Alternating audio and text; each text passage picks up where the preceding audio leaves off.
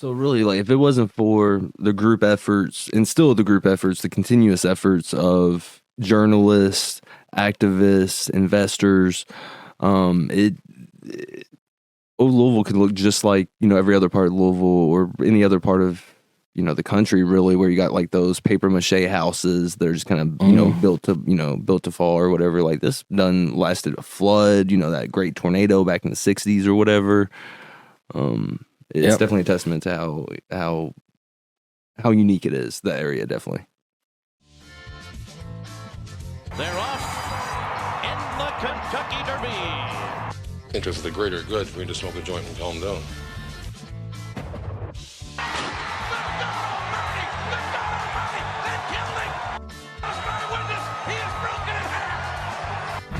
I am the greatest.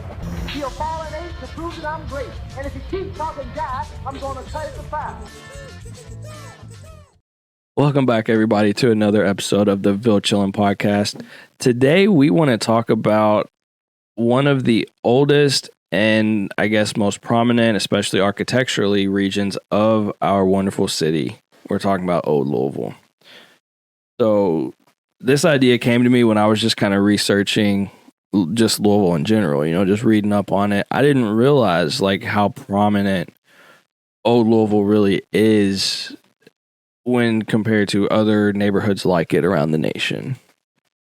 And by that, I mean it is the largest collection of Victorian mansions in the United States. So the largest historical district in the United States featuring Victorian architecture, which is pretty amazing. There's the Old Louisville Neighborhood Council has existed for over 40 years. And they just kind of keep trying to do more and more to advocate for the preservation, working in the community, putting on events, and just raising money to keep restoring as much as possible the whole area. I guess like when you grow up around here, you kind of take it for granted. You're just kind of used to those kind of style, buildings and houses. And the thing is, like in a lot of most neighborhoods, those went away, throughout the country because they didn't have that council. That neighborhood council had a lot to do with keeping these buildings preserved and keep them going, and that's why we're able to enjoy it and kind of see it throughout the city. And there's a lot of stuff to do. They have guided tours, so you can see some of the main attractions of the neighborhood, and then they have some of our favorite like bars and restaurants, right? I mean, between Mag Bar and, the Pizza Danisi. And then I haven't been to Ollie's Trolley, but I've heard nothing but good things, for burgers and fries. Dude, their fries are dro. And there's diners and everything, but then you got 610 Magnolia, which if you look at it on Google Maps or whatever, it literally just looks like another little shotgun house, but I think his name is Edward Lee. He's the executive chef, and it is one of the fancier places I know of in Louisville, especially in that area. It's, one of those tasting menu, 5 or 7 course tasting menu type places. You're paying over $100 to experience the tasting menu, and it's supposed to be pretty phenomenal. I'm pretty sure he is a Michelin star chef. So definitely a pinkies up fancy kind of place. Yeah, it's really cool. But so Old Louisville is a historic district and neighborhood, of course, in Louisville. It's the third largest historic district in the United States, like just historic district. And the largest preservation featuring Victorian architecture, like we mentioned. It says it's also unique in that a majority of its structures are made of brick, and the neighborhood contains the highest concentration of residential homes with stained glass windows in the U.S., which I find that pretty interesting personally. That's kind of crazy. I always think of, churches when I think stained glass, and it specifically says residential homes. So it spans about 48 city blocks just north of U of L, And one of the major things around the city people probably go there for is the St. James Art Show. I know people I work with go every year, and I think St. James Art Show is like the largest outdoor art show in the United States, if I'm not mistaken. More than 700 artisans from various locations throughout the Americas, draws 300,000 people, and a third of them are from out of state. So that's pretty huge. I mean, it reaches a lot of people, and it gives a lot of people a place to showcase their art and their work, pretty amazing. And you was talking about those stained glasses reminding you of churches too. I mean, there is a lot of churches down there too, concentrated. I mean, it was just talking about that on the with St. James. It is surrounded by all those different kind of Victorian style churches as well. Yeah, so it was built in like the 1850s to the 1920s, and even though it's not actually the oldest part of Louisville, it's still kind of the oldest we get to see now. In 1839, there was a Oakland racetrack built near 7th Street, Normsby, which was an early forerunner to Churchill Downs. So there's Derby history that happened in Old Louisville, and it's really just amazing when you kind of look into the whole history of it. The Southern Exposition was held annually from 1883 to 1887, and the Southern Expedition was a world fair, right? And I think when we looked at it, it said it went on for 100 days each year on 45 acres south of Central Park. That's huge. Wow. That's wild. President Chester A. Arthur opened the first annual exposition on August 1st, 1883. And for that time period, it was the largest American exposition in the country, with the exception of the Centennial Exposition in Philadelphia in 1876. So, pretty phenomenal. We've talked before when we talked about, people of Kentucky. We haven't done an episode on them, but we've mentioned that Thomas Edison lived here for a while, right?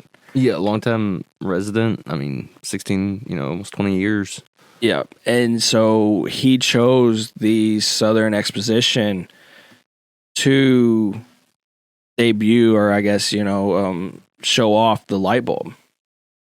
The first light bulb was shown off at the Southern Exposition here in our humble little city of Louisville. I mean, that's awesome too. A lot of times when people think of, Louisville or, like Kentucky, they don't necessarily think of the most, technologically advanced necessarily. What comes to mind is usually, more like California and things like that. But I mean, lighting up the world started, here in Louisville. I mean, that's amazing, and on top of that, you got the biggest art festival in the world right there. You got the biggest outdoor art festival, the biggest horse race. Mm-hmm. So on top of that, the oldest historical buildings on it. So, I mean, a lot of things are happening there. That I really took for granted, to be honest. I just now found out, same, that it's all kind of condensed right there. Same, yeah. And I mean, you talk about condensed. We saw further down in the article, it's literally 1.7 square miles. That's... You could throw a rock and hit the other side. Pretty much.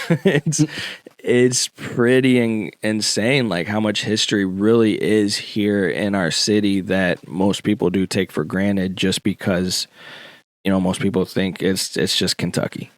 Yep. It's mountains, hillbillies, and bourbon, moonshine. But which it is, but it's also 5-star restaurants or 3-star restaurants, 5-star hotels, and right, Muhammad Ali. Yeah, Muhammad Ali, the goat. So yeah, I mean, a lot really happened here throughout the 1800s. Historical societies have been built to research all of it and everything. And the decline started kind of around the Great Depression. And with cars becoming more available to people who have more means and more money, and then even, the trolley lines and stuff, people didn't have to live in Old Louisville to get to their jobs. So they started kind of moving out, moving around.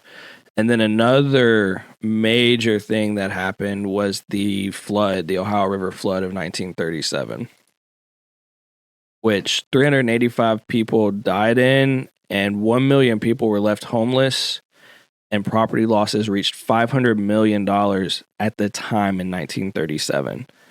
Today, adjusted for inflation, that's $10.2 billion of property damage. Yeah. That's a lot of money. That's why they created FEMA. Practically, man. The water levels began to rise January 5th, 1937, and it just kept getting worse and worse. Record rainfalls were recorded January 13th to 24th. Martial law was declared in Evansville, where the water was at 54 feet high. That's insane. That's like surfer wave height. You know what I'm saying? Like, that's big. Like, I remember my grandma talking about that too. I mean, I think people really thought it was like the end of the world. Like, it really was like some kind of like Noah type stuff. I believe it, man. I'd be terrified. I mean, just looking at the picture here on Wikipedia, it's like the buildings are half underwater. And it wasn't, you didn't have a cell phone or anything. It wasn't like you have internet, so you couldn't get any information. You don't know what's going on. Mm-hmm. And it didn't only affect here, of course. That flood was stretched from Pittsburgh, Pennsylvania to Cairo, Illinois. So it was huge, but we definitely got hit by it quite a lot as well. The river cut off power to WHAS radio station. Just all kinds of damage and everything. They sent out the U.S. Army Corps of Engineers to try to help. And I mean, just tons of damage. So Old Louisville got hit by that. And a lot of people moved out so that they could get above the floodplain. And just a really catastrophic event. But it kind of really resonates and speaks to the determined nature of Louisville, and especially once the Historic Society started going, to bring it back. You know what I mean? But once a lot of people moved out, and after the flood, between World War I and World War II, a lot of those old mansions and houses were converted into apartments to house the growing labor supply. So that's why you see so many duplexes, triplexes, quads, and all that stuff there. And so after World War II, with the housing shortage solved by large-scale developments affordable to the middle class, vacancy rates in Old Louisville really surged. So a lot of renters and landlords had to lower rent to get people to move in. And so you got to think World War I, a Great Depression, a flood, another war. Yeah. And I mean, the suburbs are being created down the street. So yeah, they didn't really have a lot then. Yeah. And so, even though it's still the largest, Victorian architecture in the U.S., some of the buildings were torn down to build No Middle and expand on DuPont Manual. So the fact that so much has persisted through the years is just insane. The historic preservation started with Courier Journal writer J. Douglas Nunn, and in 1960 he began a public information campaign about the area, comparing it to neighborhoods like Washington, D.C.'s Georgetown and Boston's Beacon Hill. In 1961, he took a leave of absence and started Restoration Incorporated, a group that restored 10 homes in Old Louisville's Belgravia Court in 1961, which spurred more and more interest. And throughout various activist efforts, the area was made into a historic preservation district in 1975. And since then, it's just continued to get better, get preserved more and more, built on more and more. The median home value more than doubled between 1990 and 2000. Wow. And you can see it when you look at prices of those buildings now that definitely. are for sale. It's wild. So really, like, if it wasn't for the group efforts, and still the group efforts, the continuous efforts of journalists, activists, investors, Old Louisville could look just like, every other part of Louisville or any other part of, the country, really, where you got like those paper mache houses. They're just kind of, built to fall or whatever. Like this lasted a flood, that great tornado back in the 60s or whatever. It's definitely a testament to how unique it is, the area, definitely. Yeah, it's really cool too, because like for being such a small space, and by small space, 2 square miles, there's literally different societies, and each little area kind of has its own layer, if you will. Down here, well, for one, it's broken up into regions by the U.S. Census Bureau. That tells you how densely packed it is with people. It's like 14,000 people in that 2.5, or that less than 2. It's a 1.7 square mile area. So definitely pretty crazy. 7.8 thousand persons per square mile. And it's split up into 5 different, districts by the Census Bureau. But right here is where what I was talking about. There's 8 different neighborhood associations, each providing different levels of infrastructure on each street. For example, 4th Street, the streetlights are designed as an old lamppost, and there are ornamented trash cans with the fleur-de-lis symbol. St. James Court, there are gas lampposts, and on 3rd and 2nd Streets, there's small light posts on the sidewalks. Orbecker Court has cast iron decorative gates. And this is all just in a 1.7 square mile area. So it's really cool. It's like they're kind of preserving, each little area is preserving a different piece of history and how that all started and how it became what it is. Another brag is Old Louisville features the largest collection of pedestrian-only streets of any U.S. neighborhood. So if you're someone that doesn't like driving and you prefer to walk from, your destinations and stuff, for your commute, then, that's the place to be. Yeah, there's 11 such courts where houses face each other across a grass median with sidewalks. Most of them are centered off 4th Street, but yeah, it's pretty cool. And a lot of it is unique to Louisville. So, just one more attraction for our city is just the architecture and how the city was built, at least in Old Louisville. Yeah, if you get a DUI and you can't drive, that's the place to be. You can walk to Magbar. You're good to go. Get a slice of pizza next door. If you're feeling fancy because you can't drive and pay for insurance, you just go to 610 Magnolia. Right. Just be careful. The cars always be hitting the side of it, though, dude. Have you seen that? Like the Magbar? Yeah, that's a whole meme. Right. There will be a picture of a car badly wrecked in Louisville, and they're like, "Oh, what's Magbar look like?" Right. But yeah, it's right by Central Park, which is a huge park here in the city. It has a lot of different amenities.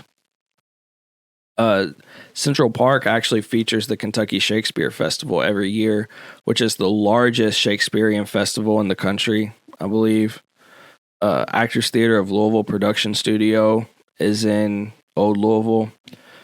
A Louisville author, Alice Hegan Rice, actually sold a best-selling novel, Mrs. Wiggs of the Cabbage Patch. And today there's actually a nonprofit that counsels and services children of low-income families called the Cabbage Patch Settlement House. During Christmas holidays, a number of the houses, they turn into a holiday home tour where I guess they kind of decorate and they do tours of the different houses. They're doing a lot to really pull in the funding, pull in the money and everything. And one thing that's really cool is the Conrad Caldwell House. We got an advertisement. Of course we do. There's been a few of those. It's Hero Wars for anybody who didn't see the visual. It's Hero Wars available on Android and iPhone. This It's is not. We're not advertising that. Yeah. YouTube did that. It's in the background. YouTube did that. Yeah, we didn't ask My them to. But yeah, there's a lot that just happens in such a small place. It's really cool. And the Conrad Caldwell house is huge. It's like a castle. Dude, that's creepy. That little doll in the corner, though. Like, for everybody that's not watching, there's like this old, like, Victorian. It looks like a porcelain doll in the corner on the chair. It looks like it's about to, like, do something creepy. But yeah, so you can see just how big the Conrad Caldwell house is. I always thought it was a church or a castle or something when I was a kid. I didn't even know what that was. It's based on like Romanesque architecture, apparently, and it's really cool. Created in 1895 by Louisville architect Arthur Loomis. This, Richardsonian Romanesque castle stands as an ornament to the city of Louisville. Dude, if they ever like remake like Dracula or something, then that's the place they need to do They it. should do it there. Hell yeah. And so they do a bunch of stuff at the Caldwell house. They have Oaks Day brunch. They have an indoor Victorian garden. They do all kinds of stuff. And one thing that's really cool outside of just the standard tours they do all year, and of course the Christmas stuff, is the haunting. There's a haunting at the Caldwell or the Conrad Caldwell house apparently, and they do tours, and it's got to be creepy. You know, for one, you're already transported back in time just being in the area, but not just the Conrad Caldwell house, which it says you tour the home guided only by the soft glow of lamps that illuminate the 10,000 square foot home. The whole Old Louisville area is known for hauntings. There's actually the Louisville Historic Tours puts on an annual Victorian ghost walk every year around Halloween. So just so much history, you know, and apparently history is still there and they won't go away. Yeah, they got tickets on sale. Like, you can show up. You don't need a ticket to walk down the street. Yeah, just hang out, wait for them to start moving, and just follow them. You know, they can't tell you no. Oh man, but yeah, it's just amazing to me how much really happens in such a small, condensed place that I never really knew about. You know what I mean? And it's really cool that we keep finding stuff like this. The more we continue this show and keep doing it and keep reading up and keep, you know, following up on stuff, you know, we'll start talking about one thing and end up learning something like this. You know, the third largest historic preservation area in the United States, the largest preservation area featuring predominantly Victorian architecture,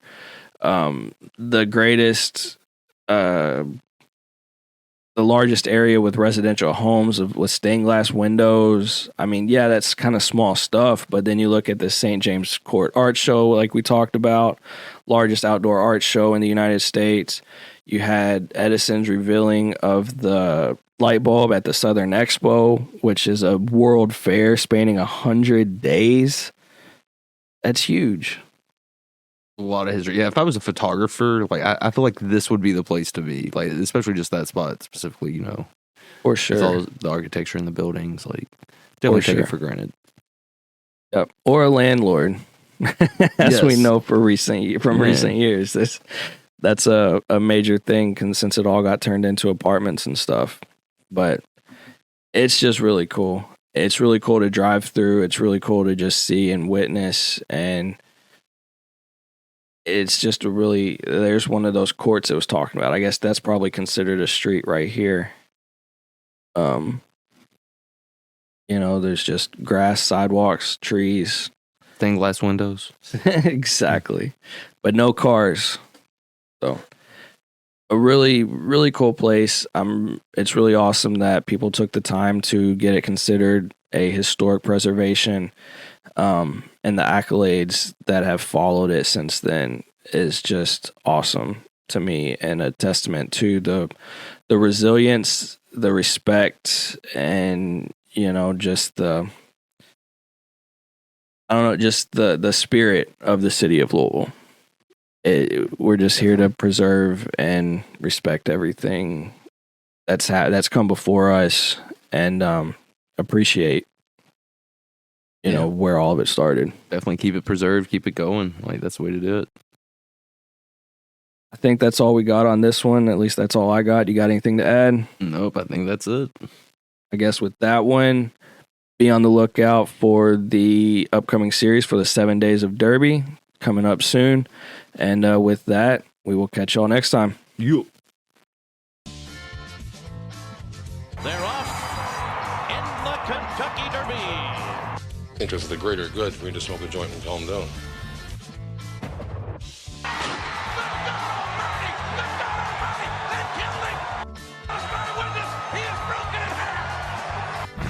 I am the greatest. He'll fall an eight to prove that I'm great. And if he keeps talking jive, I'm going to cut it to 5.